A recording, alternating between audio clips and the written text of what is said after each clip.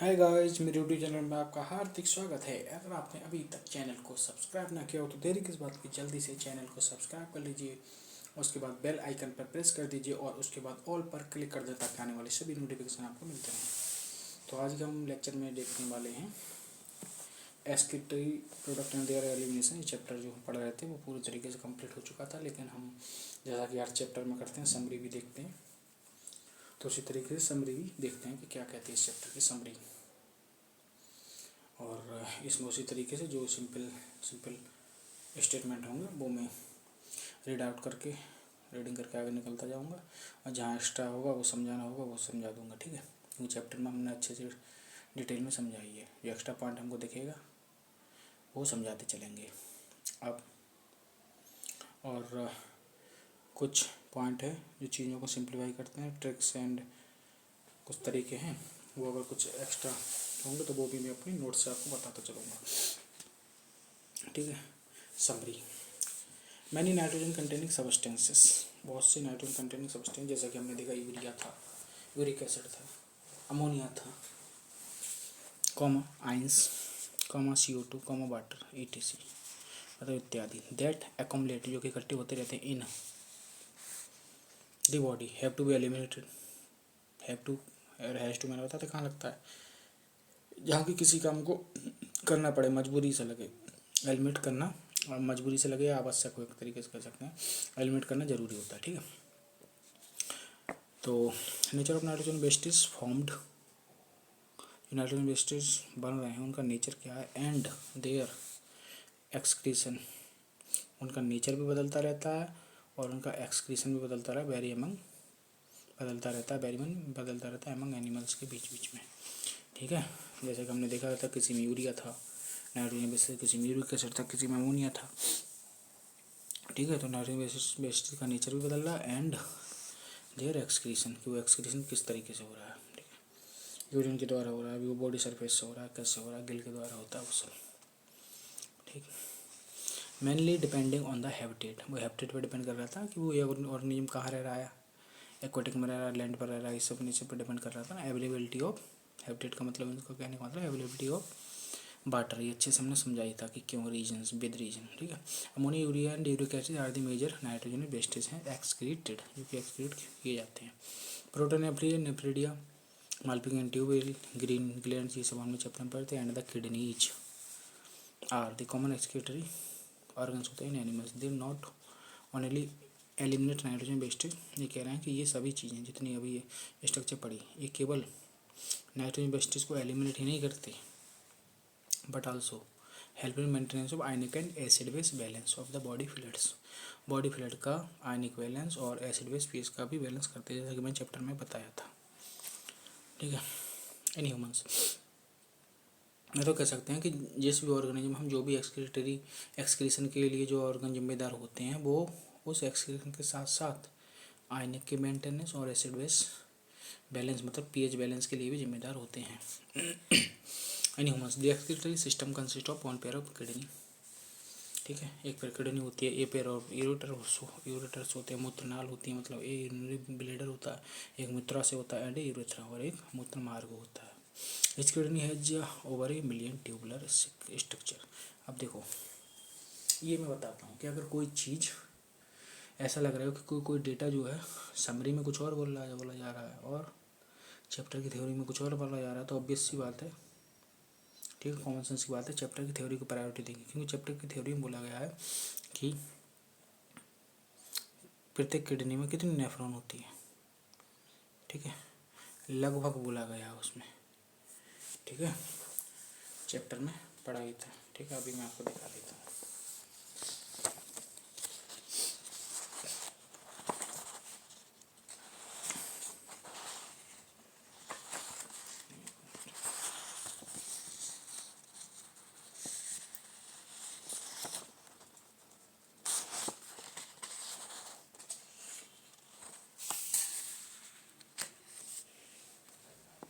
देखो ये है, ईच किडनी हैज नियरली मतलब लगभग 1 million complex tubular structure called nephron. ठीक है, और समरी में क्या कह रहा है, देखो इतना ज़्यादा डीपली आपको कोई नहीं बता पाएगा। समरी क्या बोल रहा है, समरी बोल रहा है each kidney has over a million tubular structures called nephron. देखो उसी की बात चल रही है, लेकिन यहाँ बोल रहा है ओवर ए मिलियन, मतलब ये कह रहा है 1 मिलियन से ज़्यादा, जबकि चैप्टर की थ्योरी में बोला जा रहा है नहीं 1 मिलियन के लगभग। तो कौन सी बात को फर्स्ट प्रायोरिटी देंगे, 1 मिलियन के लगभग। वैसे ऐसे क्वेश्चन पूछने के चांसेस बहुत कम है, लेकिन पूछ सकता है घुमाने के लिए, कॉमन सेंस चेक करेगा, क्योंकि भाई डॉक्टर आप बनने जा रहे हो, यहाँ सब इंटरव्यू वगैरह सब यहीं हो जाता है एग्जाम देते समय, तो पूछ सकता है। सिंपल सी बात है, चैप्टर की थ्योरी वाले को फर्स्ट प्रायोरिटी देना, ठीक है। और ऑप्शन में अगर वो मान लो लगभग 1 मिलियन है ही नहीं तो ओवर 1 मिलियन मार दोगे, सिंपल सी बात है, ठीक है। ओवर 1 मिलियन ट्यूबुलर स्ट्रक्चर, लेकिन फर्स्ट प्रायोरिटी किसको देंगे, नियरली 1 मिलियन को, ठीक है। Structures called nephron. Nephron is the functional unit of the kidney and has two portions, 2 portion रखते हैं, ग्लोमेरुलर एंड रीनल ट्यूबुल। बताया था ग्लोमेरुलर इज कैपिलरी होता है फॉर्म्ड फ्रॉम अफरेंट आर्टियल से मिलकर बना होता है, fine branch of the renal artery. The renal tubule starts होती है विद ए डबल वाल्ड, दोहरे दीवार वाले बोमन कैप्सूल के द्वारा, and it is further differentiated होता है into PCT proximal convoluted tubules, हेलन लूप्स HL शॉर्ट फॉर्म में कहते हैं, एंड डिस्टल कन्वोल्यूटर ट्यूबुल का DCT। The DCTs of many nephron, बहुत सारे नेफ्रॉन की DCT आपस में मिलकर के ज्वाइन होकर के टू कॉमन कलेक्टिंग डक्ट में खुलती हैं, ठीक है। कलेक्टिंग डक्ट में खुलती है, many of which ultimately open into the renal pelvis, और ये सब मिलकर के फिर उसके बाद किस में खुलती है, रीनल पेल्विस में, ठीक है। रीनल पेल्विस में खुलती हैं, ठीक। Through the medullary pyramid, medullary pyramid के द्वारा, ठीक है। इसका सुकन CMRCA और CMCR करके पढ़ाई था हमने, ठीक है। The Bowman capsule encloses, Bowman capsule encloses करता है किसको, ग्लोमेरुलस को, टू फॉर्म मालपिगियन कैप्सूल या फिर रीनल कैप्सूल्स, ठीक है। मालपिगियन और रीनल कैप्सूल ऐसे लिखा है, इसका मतलब क्या, मालपिगियन कैप्सूल या रीनल कैप्सूल्स। मालपिगियन बॉडी या रीनल बॉडी भी बोलते थे इसको, क्योंकि कैप्सूल्स में होता है बॉडी, ठीक। यूरिन फॉर्मेशन वो 3 मेन प्रोसेस, ये पेशाब के बनने में, मूत्र बनने में 3 मेन प्रोसेस होती है, फिल्ट्रेशन, रीएब्जॉर्प्शन एंड सिक्रेशन। ज़्यादा अच्छे से कहें तो चैप्टर की थ्योरी में अल्ट्रा फिल्ट्रेशन लिखा था, तो वो पढ़ लें, ठीक है। अल्ट्रा फिल्ट्रेशन लिखा था चैप्टर की थ्योरी में। देखो ये भी मैं आपको दिखा देता हूँ विथ प्रोसेस, क्या पता कोई यही लेक्चर देख रहा हो मेरा, तो आपको भी दिख जाएगी, ठीक है। देखो वैसे तो उसने यहाँ तो ऐसे करके लिखा दिया कि ग्लोमेरुलर फिल्ट्रेशन, ठीक है, लेकिन यहाँ देखो ये प्रोसेस होती है, दरअसल ये अल्ट्रा फिल्ट्रेशन होती है, मतलब बहुत अच्छे से फाइनली अल्ट्रा फिल्ट्रेशन, ठीक। और देखो, ठीक है, ये हो गया, ठीक।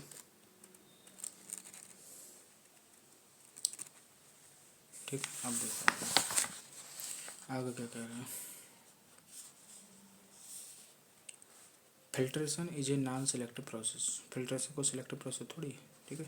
Perform by the glomerulus, glomerulus के द्वारा परफॉर्म की जाती है using the glomerulus capillary blood pressure. अरे भाई ब्लड प्रेशर जब पड़ता है तो क्षमता blood about 1200 ml of blood is filtered by the glomerulus पर मिनट। अंदर चैप्टर में थ्योरी में क्या लिखा है, 1100 से 1200 ml, ठीक है।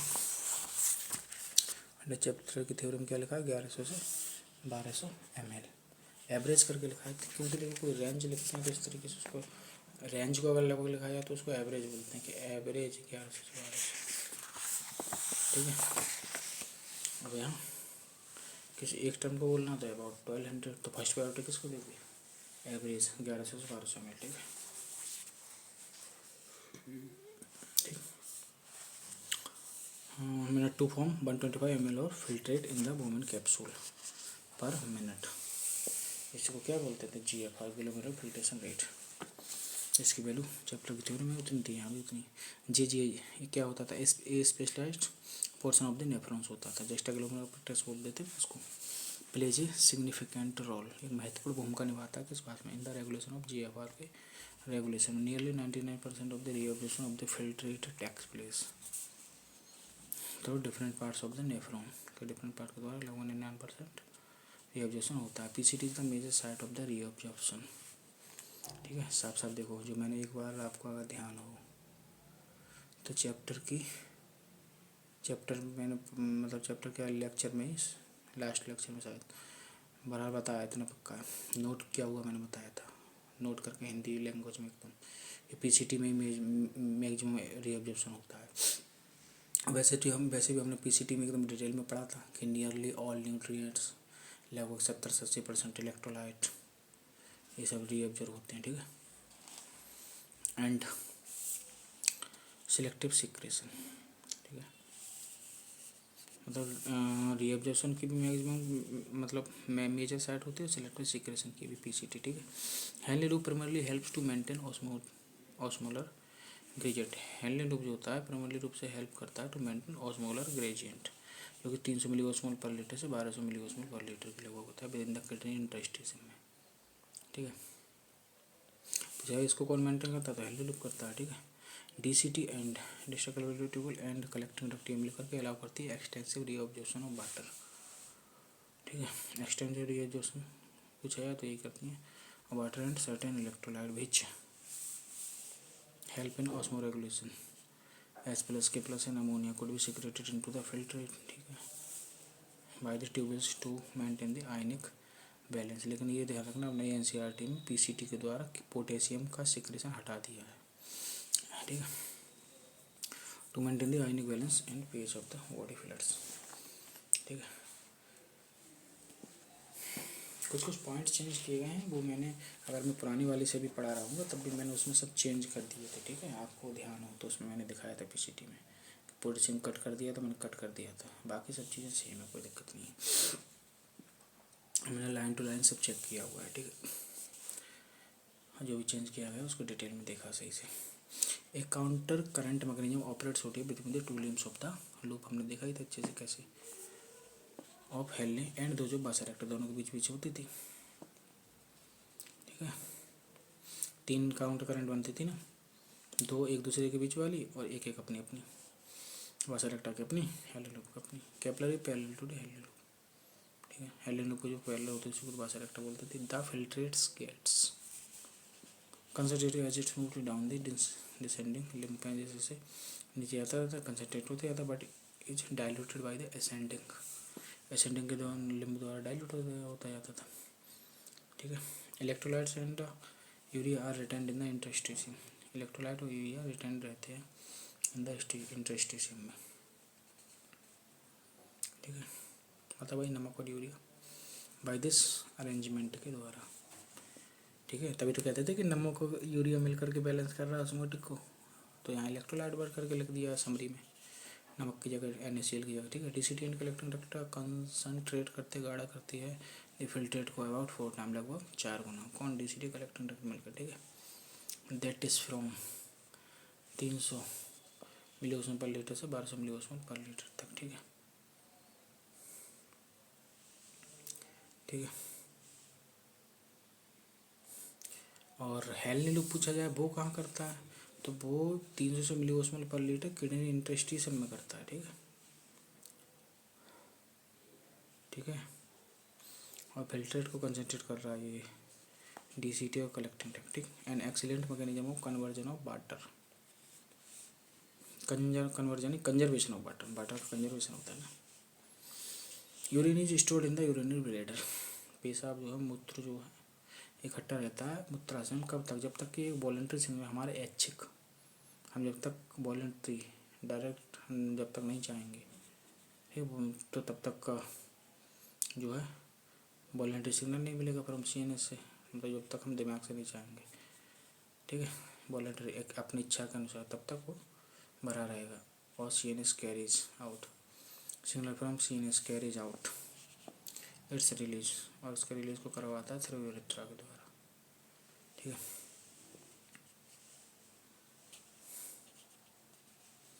दैट इज, इसको बोलते हैं micturition. Skin, lungs and liver, ये हम लोग डिटेल में पढ़े थे क्या क्या चीज़ को एक्सक्रीट करती है।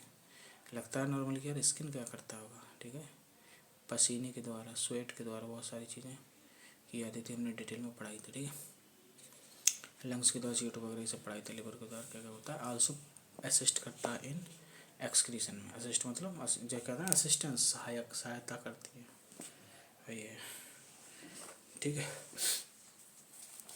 अब देखो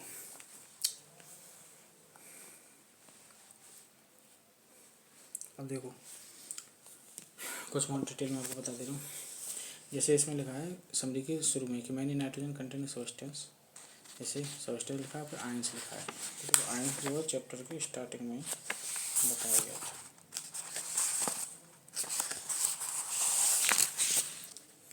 देखो ये sodium, potassium, chloride ion, sulphate, phosphate, ठीक है। ठीक है, ये सब बता ही दिया था फर्स्ट प्योरिटी, उसको नेपरन वाला जो मैटर था, ठीक। ये अर्धवाद समय वाला भी बता दिया था, ठीक है। ये तो चैप्टर के अंदर ही बात कर ली थी कि सभी DCT एक को उसमें नहीं बोलते हैं कलेक्टिंग डॉक्यूमेंट, बहुत सारी बोलते हैं, क्योंकि कलेक्टिंग डॉक्यूमेंट तो बहुत सारी होती हैं। चैप्टर के अंदर ही डिटेल में डिस्कस किया था, ठीक है।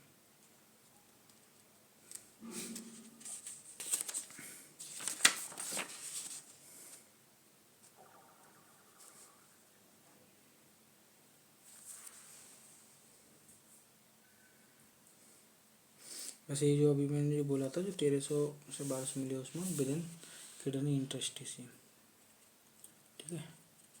तो भी किडनी की इंटरेस्टिशियम के पीछे, ये भी कोई दिक्कत वाली बात नहीं है, ठीक है।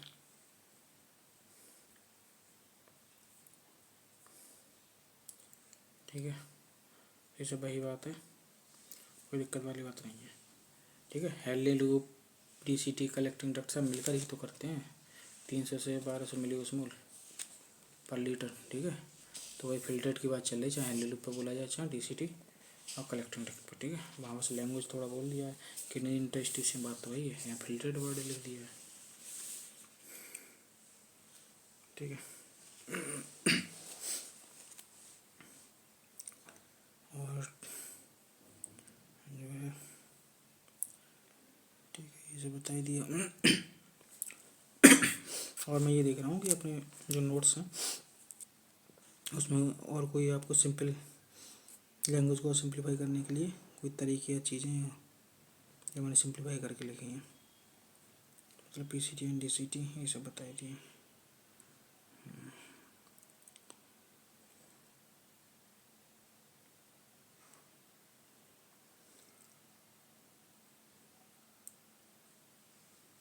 ठीक,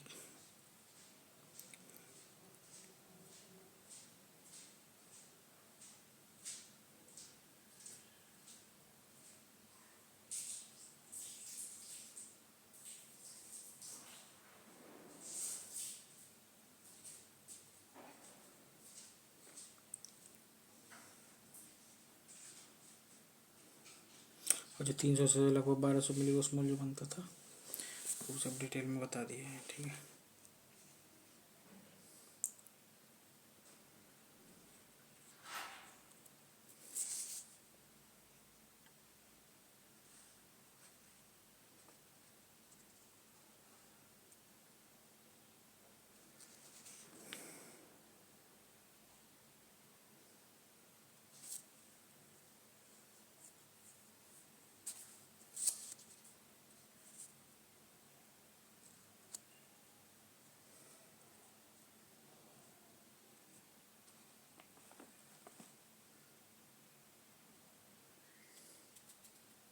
अच्छा, ये जो मैंने बताया था कि इसके लिए देखो तरीका मैंने और बना लिया।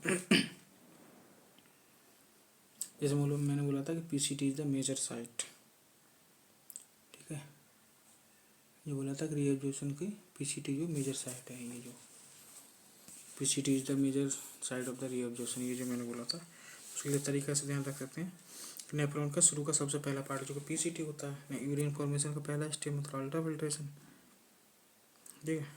पहला पार्ट का मतलब एक तरीके से ग्लोमेरुलस वगैरह, उसने अल्ट्रा फिल्ट्रेशन पूरा किया था। फिर इसके बाद के पार्ट दैट इज PCT में बाकी बची हुई दोनों प्रोसीजर सिलेक्टिव सिक्रेशन, रीएब्जॉर्प्शन का ज़्यादातर पार्ट हो गया, वैसे याद रख सकते हैं, ठीक है।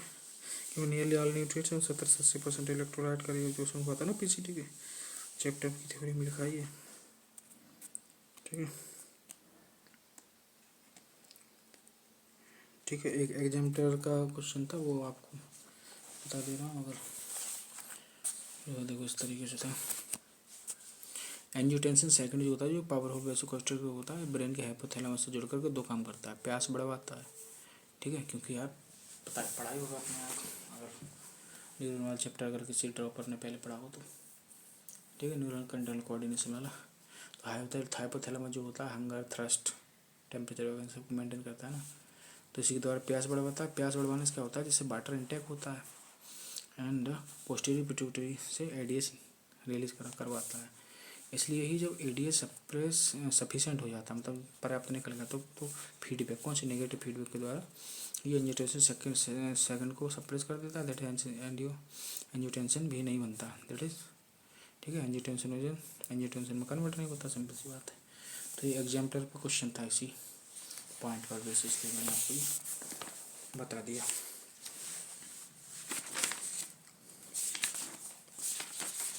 ठीक है। बाकी तो बहुत ज़्यादातर मैंने बता ही दिया है आपको, सिंप्लीफाई करने के लिए चीज़ों को, ठीक है।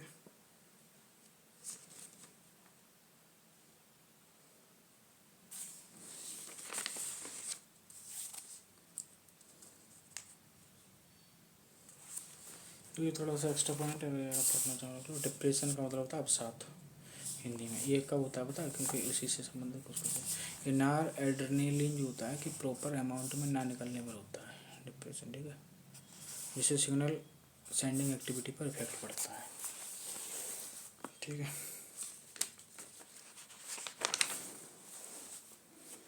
बाकी तो मैंने बता ही दिया था, बाकी सब तरीके बता दिए थे हिंदी लैंग्वेज में बता करके, सब तरीके बता दिए थे।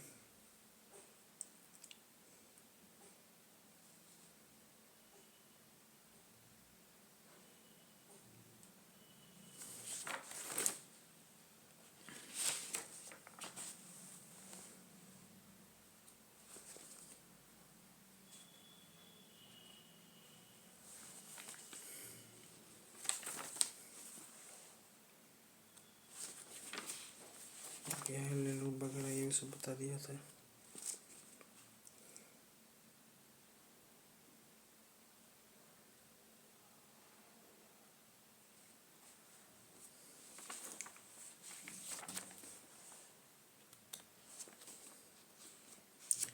ये सब तरीके भी बता दिए थे कैसे क्या होता है।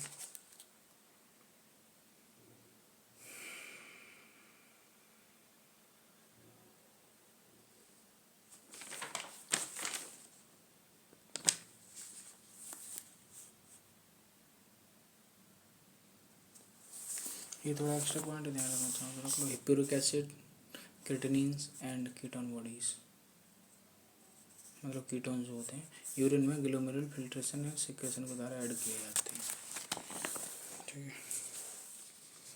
एक्स्ट्रा पॉइंट है, वैसे आपको कोई ज़्यादा ज़रूरत नहीं है, बहुत ज़्यादा एक्स्ट्रा पॉइंट नहीं बता रहा हूँ इसलिए, क्योंकि ज़्यादा कोई मतलब नहीं जाता, सब एनसीईआरटी से है ना।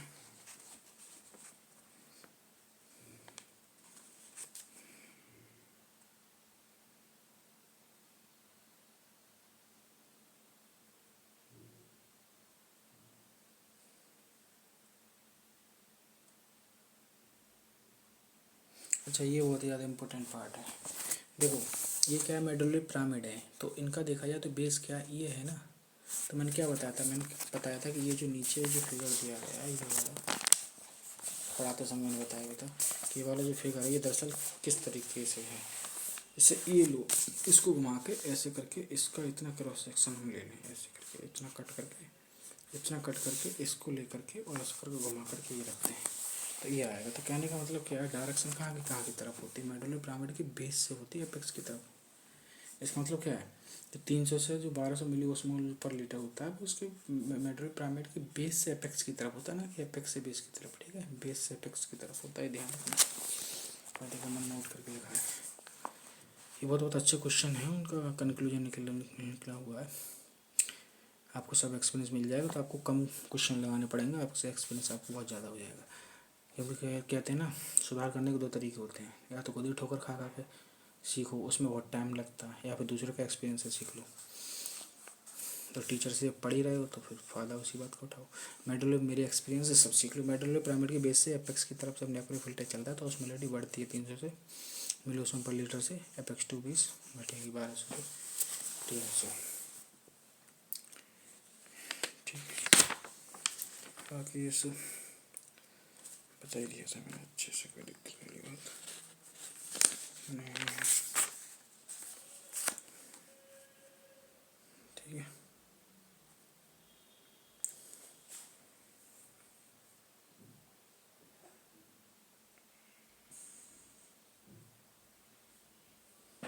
देखो ये एक मैंने तरीका बना दिया,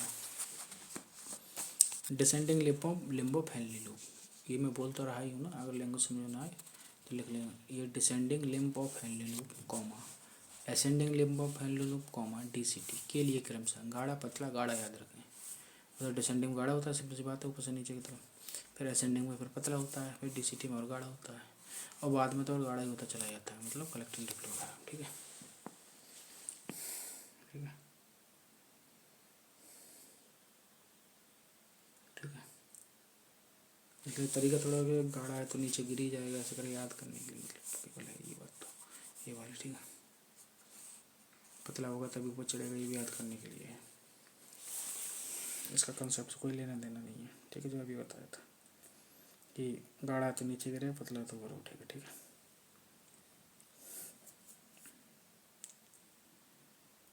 ठीक। और बाकी का जो है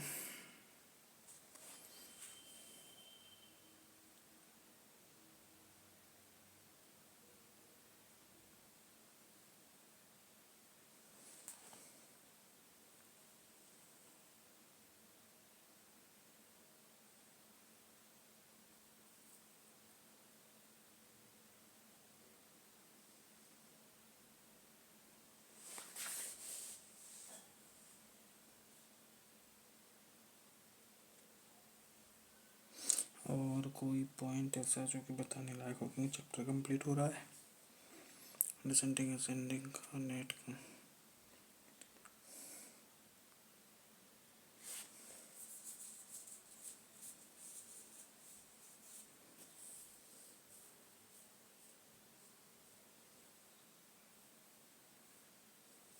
ठीक है, हेलने लूप के लिए जो है बता ही दिया था सब चीज़। ठीक है, चलिए बाकी जो है चैप्टर ही ख़त्म हो जाता है। बाकी जितने भी मुझे लगता था पॉइंट वो मैंने सब बता दिए। अगर वीडियो अच्छी लगी तो वीडियो को लाइक करें, कमेंट करें, शेयर करें ज़्यादा से ज़्यादा फ्रेंड के साथ, ताकि सभी को इस वीडियो को फ़ायदा मिल सके। बाकी वीडियो देखने के लिए बहुत बहुत धन्यवाद। क्वेश्चन लगाते रहिए इसके, MTGC finger tip direct statement wise लगाते रहिए। ठीक है, और जो भी अगर क्वेश्चन में डाउट या कुछ आता है आप कमेंट में पूछ सकते हैं, मैं कमेंट पर रिप्लाई ज़रूर से ज़रूर दूंगा, हर हालत में दूंगा। ठीक है, जो भी डाउट है पूछ सकते हैं।